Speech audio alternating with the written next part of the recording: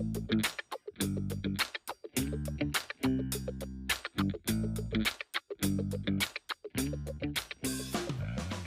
everyone and welcome to Mortgage Force Meets. Today we're going to be diving into a topic which affects so many people. It's buying your first home. We've got Ricki Wenn with us today, who's an experienced mortgage advisor with Mortgage Force, and he's going to be taking us through what the market looks like at the minute for first-time buyers, and also we're going to be discussing the government changes and what that might mean to you. So Ricki, thank you very much for joining us today. We'll start off quite simple. So can you just give us an idea of what the mortgage market looks like at the minute for first-time buyers? Yeah, so it's been a bit of a challenge for them over the last couple of years, mainly due to the rates being higher, which affects affordability. So for people being able to buy the house that in their area, it's been a real challenge to be able to get a mortgage high enough to allow them to buy something. So that's kind of been a bit of a challenge for them in order to buy. So there's been lots of people that'd like to, but it's kind of caused a bit of an issue. And the second thing that's happened over the past is that a lot of lenders kind of increased the amount of deposit they required. So while people were frantically saving towards a deposit to a certain amount, they then found actually that the lender wanted a lot more deposit. So that kind of prohibited them being able to buy. But hopefully things are now on the change, so things are going to be better. Excellent, thank you. So have you seen more inquiries or less inquiries from first-time buyers, and how are they feeling when they come in to talk to you? So definitely lots more. I think a large proportion of the mortgages we're arranging currently are for first-time buyers. I think some of the adverts that lenders and the government and brokers like ourselves are putting out are making people realise that actually now might be the best time for them. And it's mainly due to the deposit schemes that are available, and the rates are now slightly lower than what they were, let's say 2 years ago. So affordability is much better, enabling them to be able to buy a house for the value they need. I think most first-time buyers are quite nervous when they come in. I think it's because they're not sure how it was all going to work and if it's even going to work for them. So the fact that we can kind of take them through the process and kind of explain how it will all come together and what they can borrow and how much it will be, and guide them through that process, most people are happy that they can proceed and buy something. Because we definitely don't bite, do we? No. No, we definitely don't bite. And no question... Not the first time we meet. No, not the first time.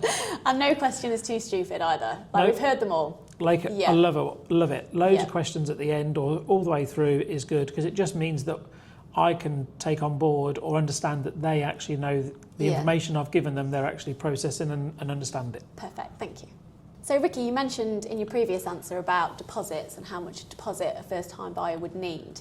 Do you want to talk us a little bit through what kind of schemes are available and what lenders are actually looking for from a deposit now? Yeah, so it's not as straightforward as it used to be. So lenders would just say, I wanted a certain amount of deposit, and that was what was available. Whereas now there are lenders that understand that people have probably been renting for quite a number of years, and rents are increasing and still increasing, and a lot more than what they were. So people are struggling to save a deposit.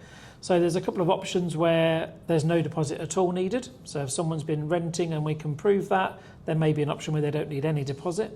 And there's a couple of lenders that are offering a lower deposit. And what I mean by that is most lenders that offer first-time buyer mortgages want a minimum of 5% deposit, but there's now a lender or two available that will actually even accept lower than that. So they still require a deposit, but it doesn't have to be 5% of the purchase. So it's really kind of opening up people's options of rather than saving for another 18 months, 2 years to get that deposit they need, they could probably do it now.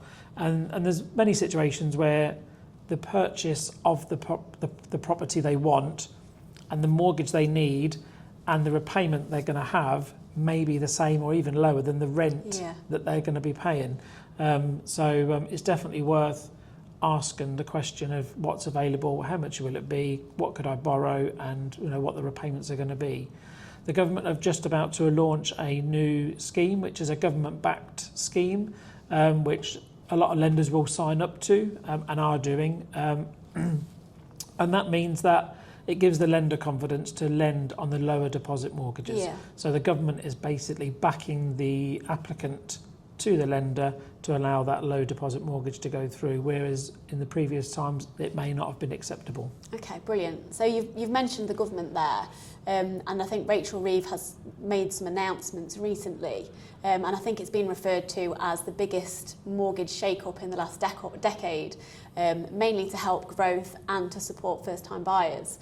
So what are your views on what are they doing? Do you think it's going to help, or do you think it's just headlines? Yep, I do think it'll help. Yeah. There's a couple of things. Affordability rules are being relaxed slightly, which enables the lender to probably lend more money to the same person than what they would have done 6 months ago, which may just help people get the amount they need to buy a house in the area they're in. And the mortgage guarantee scheme, certainly I find, will give more confidence to that lender. Yeah. So they will be happier to accept that rather than previously may have said, oh, we need a higher credit score or a higher deposit.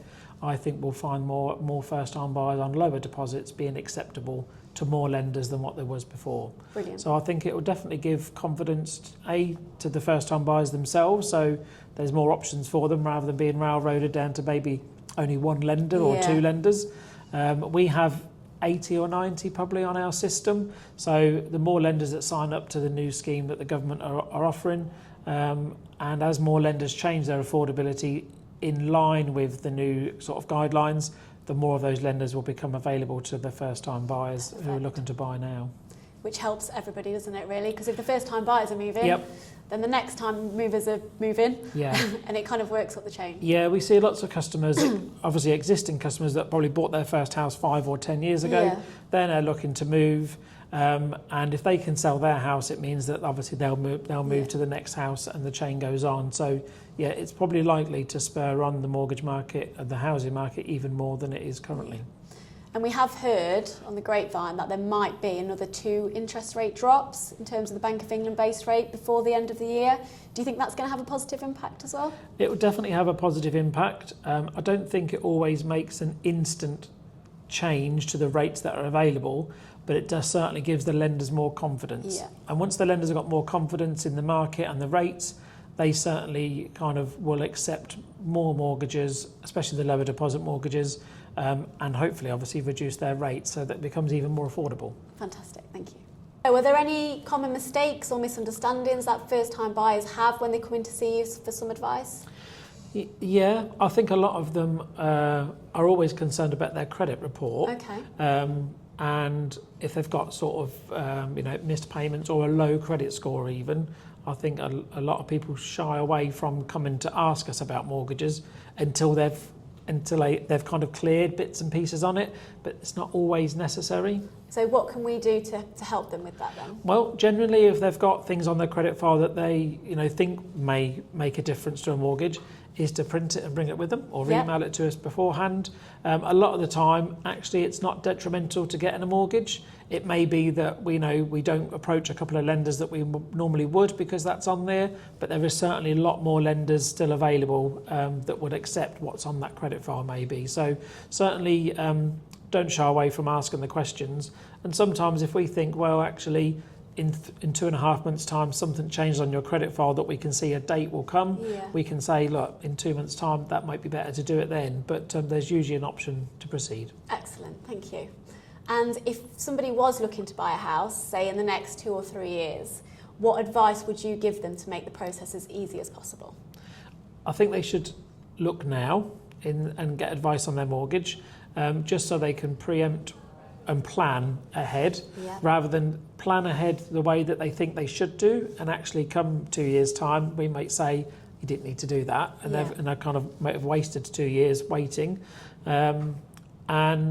Just ask questions. We can help them through the process of the buy-in, the conveyancing and the solicitor work that is involved, even contacting the estate agents for them if they need to.